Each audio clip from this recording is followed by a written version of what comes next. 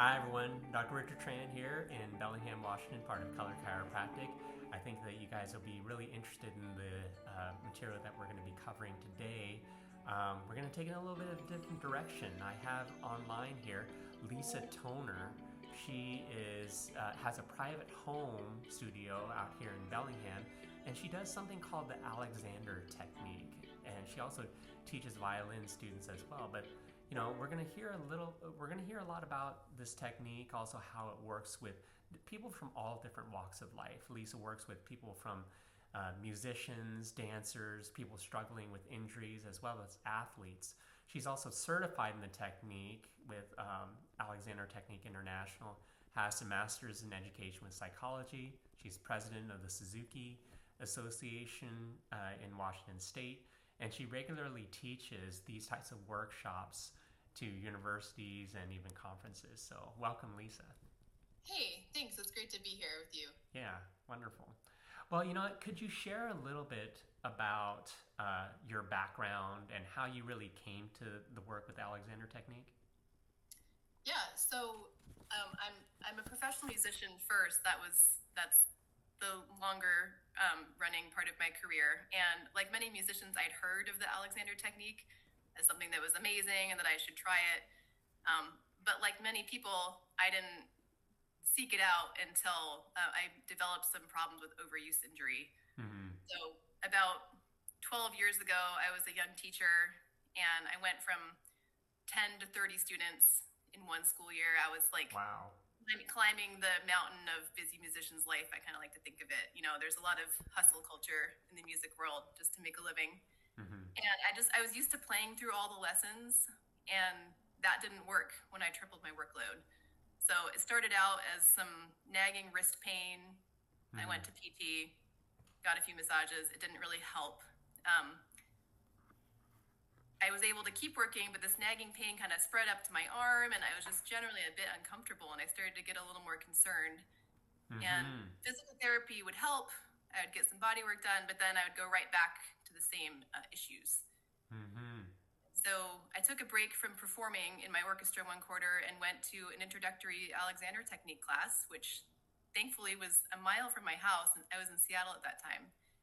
And what I learned there really changed how I view movement and learning. It helped me, it became a tool that I used in the next years as I figured out some of the structural root causes of why I had chronic pain. Mm-hmm. Um, I ended up having some issues with like cranial torsion and my bite. I had to get braces. And it was a little bit of a longer structural story, but the Alexander technique was what taught me to fundamentally change my own patterns, Mm-hmm. consciously relieve pressure from my system so I could be a better PT patient and cooperate with the all of the necessary medical stuff that I kind of went through after that. If we back up a step, for those that are familiar with Alexander Technique and what it is, can you give us kind of general broad strokes of that? Yeah, so just in one sentence, the Alexander technique is an educational method, and it's a way to take the pressure off of your system so that you can move with greater ease and clarity and even joy. So it can relieve excess tension and it enables you to change patterns that can otherwise be really stuck. Mm-hmm. Okay. So it's interesting how you're talking about your story because my kids have worked with you in the past too, Yeah. and it seems like from the wrist to, you start off with a wrist issue, it started developing into your shoulder. Is that kind of how people show up a lot of times, where there's like one area leads to compensations to another, and that's how you kind of like recognize the idea that you need more of that awareness? Yeah. So a lot of the times people come to me or to the Alexander technique when they've tried a bunch of other things. But Mm-hmm. what we find is that a symptom in one part of the body often means that there's an underlying tension or torsion or cause like system wide. And Mm-hmm. so, I had some wrist pain, but the problem was really in like my cranium and my neck. And it Mm. kind of can pop up in different places. And that's why the Alexander technique is a way to physically release pressure from your body. So we start with the head spine relationship And I teach students to find that freedom and ease between their head and spine so their whole body can expand. So, and then from there, it's easier to work on parts when the whole system has the pressure taken off. Yeah. Yeah. If, let's just say I have a pillow here. Let's say like someone has lower back pain. Okay. And they want to they've been told by their PT there's something with their pelvis, and they get work done, and they want to push that lower back pain around. They want to fix their alignment. But if the whole pillow is compressed, you're just going to move the problem somewhere else. You're able to restore the system or the pillow or the body to a more natural, resting, neutral length. Then you're going to be the parts are going to be easier to move around, and the repair is going to happen with more fluidity from there. So it's not a matter of forcing something into, let's say the perfect alignment, but it's like kind of allowing and knowing where to really release it from. Yeah. So, I mean, another thing is, this is a very small spring, but in my first lesson, my teachers handed me a spring and they said, play with that spring, aesthetic techniques. But, if you push on the spring, you feel like a resistance to it. Yeah. And then the way to get the spring to restore to its resting length is just to take the pressure off from the top. So you kind of let the top finger off. It just kind of invited me to play with that. And it's very simple, but while I was standing there, they didn't even use their hands to teach me. For some reason, I was just such a pulled down, tight person. This idea that I could let this pressure off. I actually got like an inch taller just standing there. Oh, neat. So I was a pretty, wound up person at that time. So not everyone has that big of a shift, but there's this idea that when we put pressure on our body by a lot of people will pull their head down when they're under stress. It's kind of a startle response. There's a bit of a primal element to it. Yeah, I recognize that. Yeah. Sure. And then, a lot of us, and then that there's sort of a primal level to it. Then many of us are at desks all day or, playing a stringed instrument. A lot of activities demand things from our upper body that kind of cause compensations and patterns that pull down the system. Yeah. So I teach people how to do this for themselves. And when I teach, I do use my hands with light touch to kind of clarify those ideas and help them. But fundamentally, I'm teaching people to cooperate with their own system. So I don't consider myself someone who adjusts people. I'm not fixing my students. I'm enabling them to tap into this for themselves. I guess let's even talk about this application-wise. Let's say if you're encountering somebody and there might be a practical way of looking at the body, how might you, let's say, help to advise someone in being able to look at their body? Like maybe you might pay attention to your posture, or is there a body awareness that they need to have? So usually people take like an hour-long introduction with me. So it takes, the idea is pretty simple and it takes a little bit to unpack. And I find that after 2 or 3 lessons, people kind of start to get it and apply it more. But I'll go through these concepts like the head-spine relationship, the way we're moving our neck and the way our head is in relation to our spine, that profoundly affects the rest of our body. So if you scrunch yourself, you'll notice, and try to move your arm, musicians. Oh, yeah. Yeah. Okay.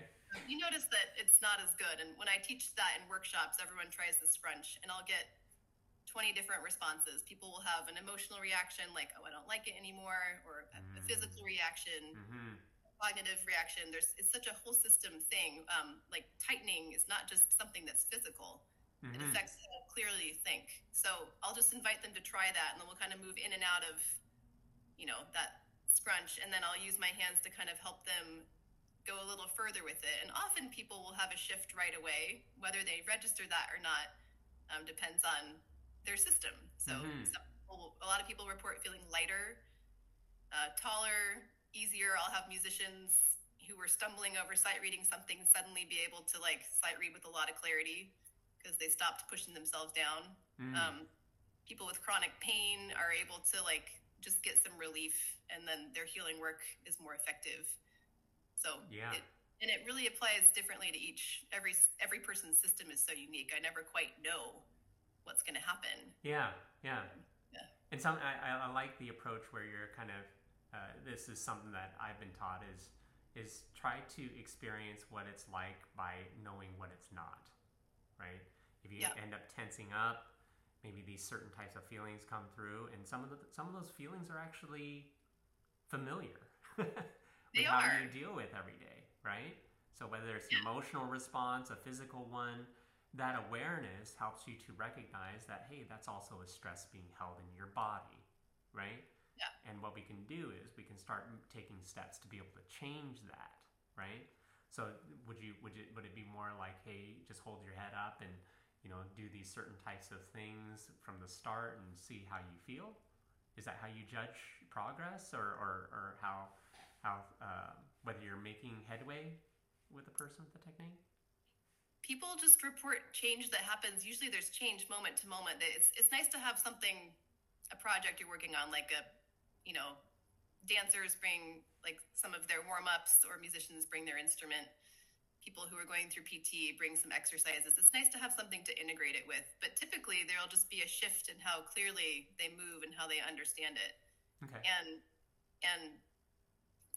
like a musician's tone might change when they stop compressing.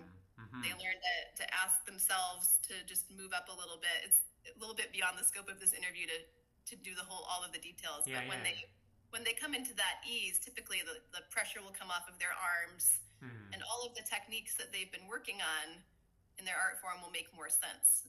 There are also times when someone will discover that messages they've been told by well-meaning coaches might not have served them very well. So Mm-hmm. the topic of shoulders down is a really common message that you hear in music studios, dancing, strength training, and that's a complicated thing to ask someone. If you're moving your hand above your collarbone, like the clavicle does need to rise just a little bit, and so if you push down at the same time, you're creating compression of all those nerves and blood vessels and everything. Right. So often there will be little things that come up. Well, and people will take the pressure off, and they're like, "But I thought I was supposed to keep my shoulder down." Mm-hmm. So some of these it's a chance to rewrite and sort of reteach yourself. Mm-hmm. You can discover, that this is what my coach meant. They didn't want me to do this, but that doesn't mean I should push down. Yeah. So okay. it's to kind of sift through your beliefs and mindfully, tinker with your movement and maybe translate it into more specific instruction with more pristine like anatomy and clear movement directives. Yeah, those types of things. Yeah. I have some students in my violin studio who are profoundly shy, and when they perform, they've done this in the past, and they get that amplifies the cycle of performance anxiety. Gotcha. Or even at work, if you have an important meeting and you add tightness to your system, that kind of increases the stress feedback loop. Yeah. What you can discover is that you can be ready, be prepared, and if you think of your performance or your meeting or even a stressful conversation with a friend or a family member, if you can kind of rehearse that, and you can feel all of those things and prepare for it while staying nice and released. Yeah. Well, this has been a wonderful conversation, just more of an introduction. I'm sure that we could talk quite at length with some of these different things. But, just so that people know more about you or more information about the technique, what are different ways that viewers can find out more information about you or to even connect with you personally? Yeah. For musicians, I regularly teach group workshops around the region at the university for teacher groups because I'm a musician, so people know me that way. But I also do classes at Jansen Art Center sometimes, just general introductions if there's enough people who sign up. And then most people prefer to take, it seems like most people want private lessons just from my house because it's easy to schedule. The first one is about an hour, and then after that, follow-ups are just half an hour. Mm-hmm. And it's easier to schedule. I also do group lessons, which are more economical. But my website is lisatonerstudio.com, and I have more information there, as well as some cards in your office. But cool. Private practice, flexible scheduling. Well, thank you, Lisa. I mean, it's wonderful to know more about this technique itself too. I've always heard about it and the awareness that it really brings for people too. And I hope that this information has really been insightful for the viewers that are here. Again, if you ever want to get in contact with Lisa or even some questions for myself, you can reach out to her or myself at some of the information that we can provide here. But hi everyone. If you like what you saw, please give it a thumbs up, leave a comment, feel free to share, and subscribe to our YouTube station. If you have any questions or suggestions, we appreciate it. Just email us at info@colorchiropractic.com. And if you want to know more about our practice, go to colorchiropractic.com. We are Color Chiropractic, where healing is achieved through personalized care and collaboration.